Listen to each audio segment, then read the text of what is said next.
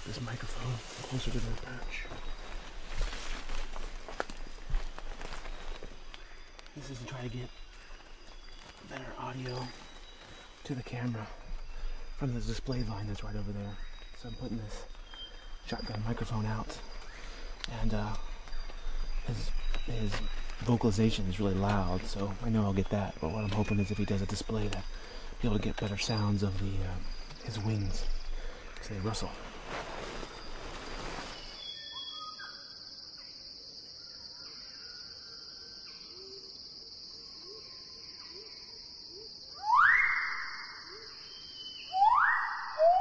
This is a male magnificent Riflebird. He's got this incredibly clear, powerful whistle that just carries great distances through the dense lowland forest where he lives.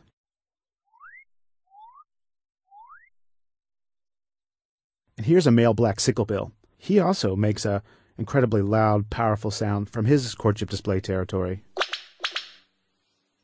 In both cases, the males are using these calls to advertise to females at great distance that this is their courtship display area. But they're also announcing their presence to other males who have territories nearby.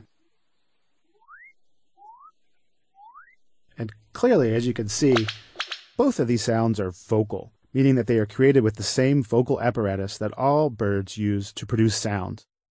Their bill, their trachea, their syrinx.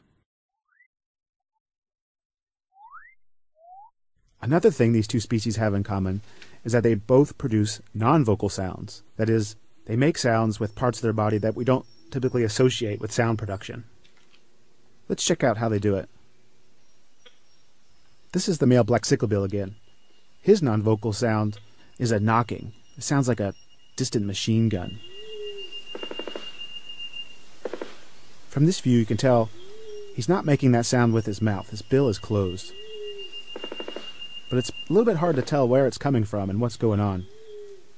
Fortunately, on this day, we actually had two cameras recording at the same time.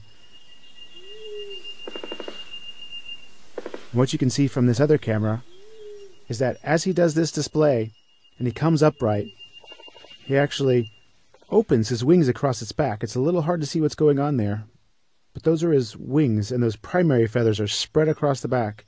And as he lunges forward, he closes those wings across his back, and somewhere there, either between the feathers rubbing against themselves or perhaps against the base of the tail, that's where he's creating that non-vocal sound.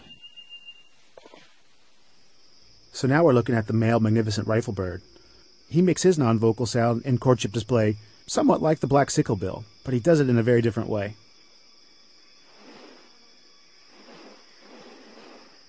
As you can see, he's opening his wings up, and he's moving his head from side to side. And when he's doing that, he's moving his wings. And that sound that you hear is being produced by the opening and closing of the wings. It sounds like a pronounced rustling.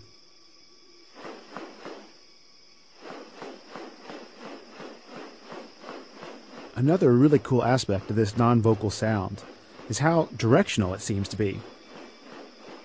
Notice when he turns around, the sound gets louder. And that's because he's directing that sound towards the female, and in this case, it also happens to be directed towards our microphone. So it's picking up the sound as well.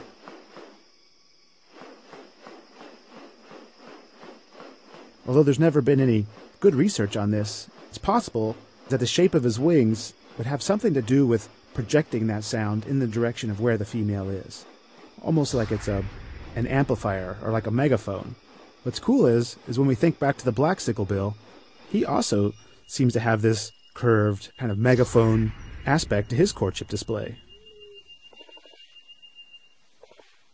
And we know that the female, just like on the magnificent Riflebird, she also sits right in front of the male when he makes his knocking sound.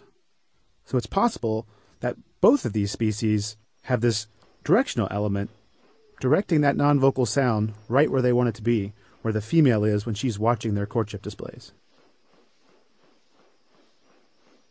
Clearly, both these species have extraordinary vocal sounds. But it's these non-vocal sounds that they make in their displays that really sets them apart from other birds of paradise.